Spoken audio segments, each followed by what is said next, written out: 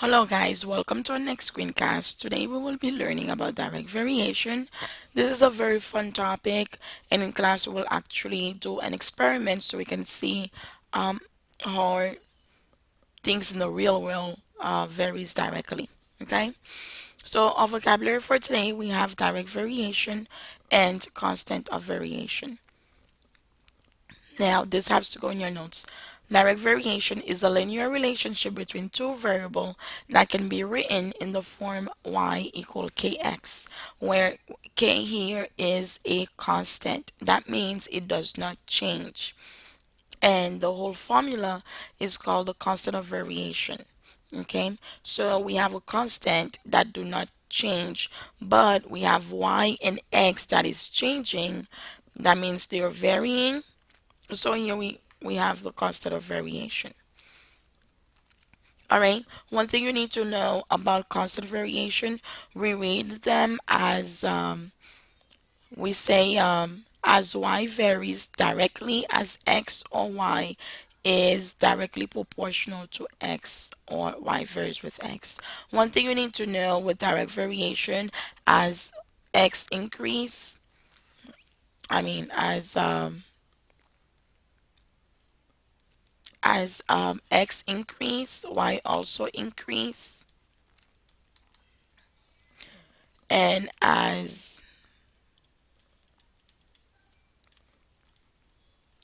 then if x is going down, if it's decreasing, y is also gonna go down. So they're both doing the exact same thing. When x goes up, y is also going up. If x is going down, y is also going down. So that's one way to see if something is a direct variation relationship. Okay, so here we have a form, an equation, and we need to see if this equation here is a direct variation equation. Now, one thing we need to remember is the formula. So we need to see if we can write this equation in this format where we have a constant times x to get y. So here we are going to solve for y, and when we subtract 8 on both sides, we end up with y equal x minus 8. So no, this will not be a direct variation relationship because we do not have a constant times a number. Okay, so this will not be a direct variation. Okay, and then here's another formula. Again, what we're trying to do is see if when we solve for y, if we end up with a constant times x. So let's go ahead and solve for y. We have to divide by 3 here. And y is equal to 2/3 of x, or 2/3 times x. So yes, this will be a direct variation relationship.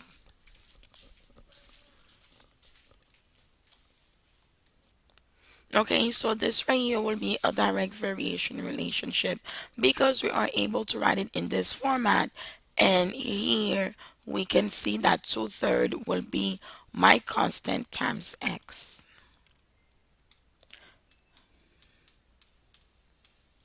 All right, go ahead and see by yourself if these two will be a proportional relationship or if they are direct variation.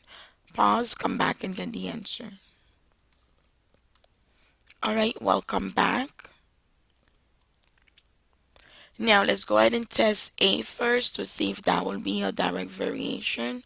So we have 3y plus 4x equals 0. Again, what we are doing is solving for y and see if it's going to be in this format, y equal a constant times x.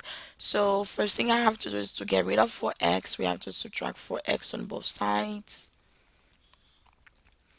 We have 3y is equal to, those guys cancel, negative 4x, and then now we'll divide by 3, and y is equal to negative 4 over 3 times x. So yes, this one will be a direct variation. Okay, so why is a direct variation? Because we can write it into this format. It's k times x. K here, or constant here, just happen to be a fraction, but that's fine. Fractions do exist, right?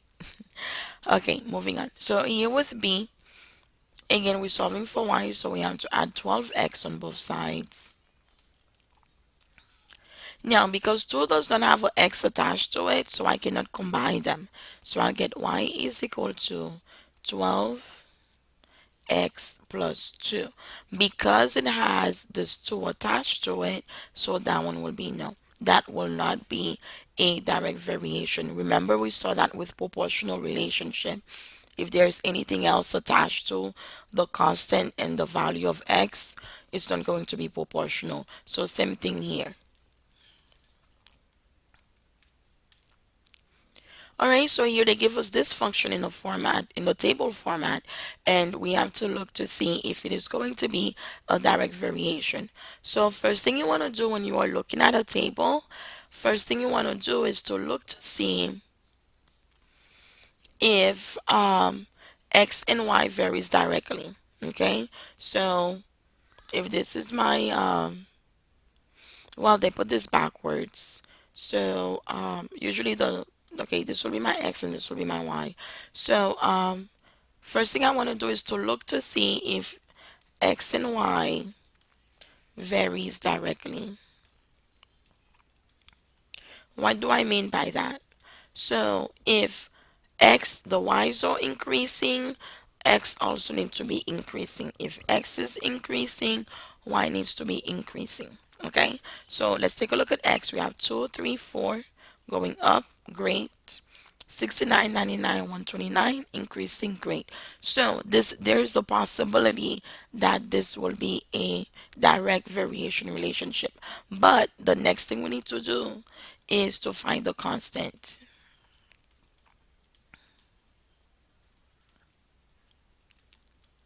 And to find the constant, we divide.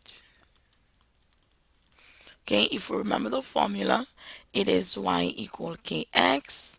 So if I know y, I know x. So to find k, I have to divide both sides by x. So it's going to be y divided by x. That will give me k. So whenever it's they ask you about direct variation, you need to remember you divide. Okay, direct, divide. They both start with a D, so we don't get it. So we don't forget about that. So here, if I do 69 divided by 2, I'll get 34.5.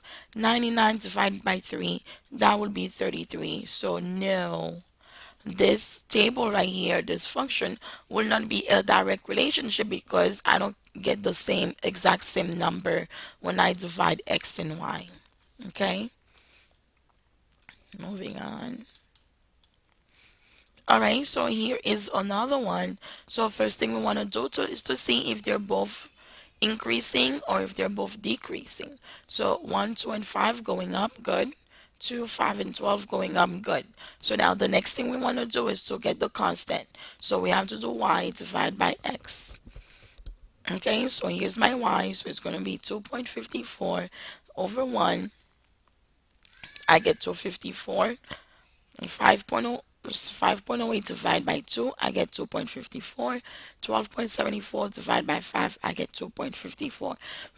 Okay, so yes, this will be a direct variation because not only are they both increasing, they also have a constant, which is 2.54. Okay, and we can write into this format y. In order for us to get y, we have to do the constant, which is 2.54 times whatever the value of x is. All right, go ahead and test this yourself to see if this will be a direct variation.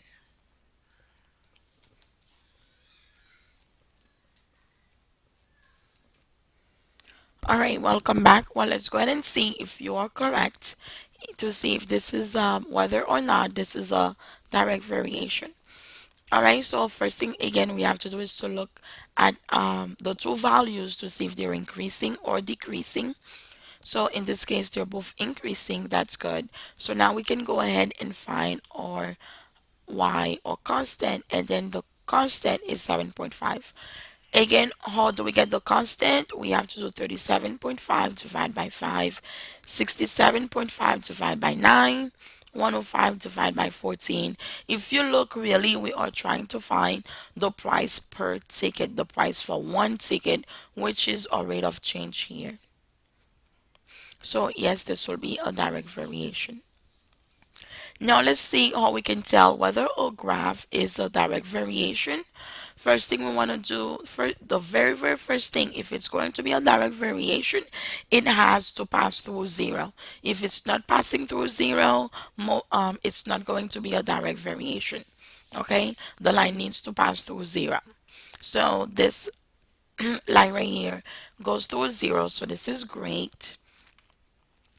And now we can go ahead and find the rate of change, which is our slope here. All right, so from zero, how do we go from here, this point, to the next point on the line? We have to go up one. Again, that'll be a positive move. And then we go to the left two times. So that'll be a negative move. So our slope will be 1 over -2, and of course we always put them this way, so we can write the equation y equal -1 over 2 times x.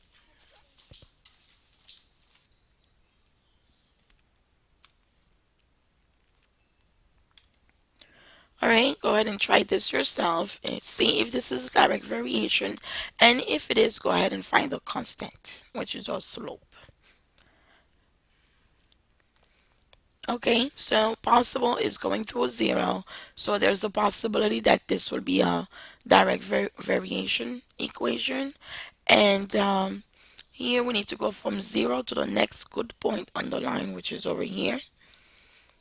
So here we need to go up one, 1, 2, 3, 4. Again, remember the slope is always rise over run, and we go up once and we go 1, 2, 3, 4 to the right, so that will be a positive slope, and in that case it will be a direct variation, and we can do k is equal to 1 over 4 and y will equal to 1 over 4 times x. That's how we will write it in as in a direct variation format. All right, go ahead and see if this one will be a direct variation. All right, welcome back. All right, welcome back. So let's go ahead and see if this will be a direct variation. Now, because this line here is not go passing through zero, even though we will get a slope, but it's not passing through zero, so this will not be a direct variation, because I'm going to get an equation with where my y-intercept is not going through 0, 0. It's right here. It's going to be at +2. So this will not be a direct variation. Remember, direct variation, proportional relationships, they need to pass through the origin. Okay? All right. Well, that was it for today. Hopefully you guys are ready. Please come prepared with your questions so that we can jump right into the experiment in class. All right. You guys have a great one. Bye bye.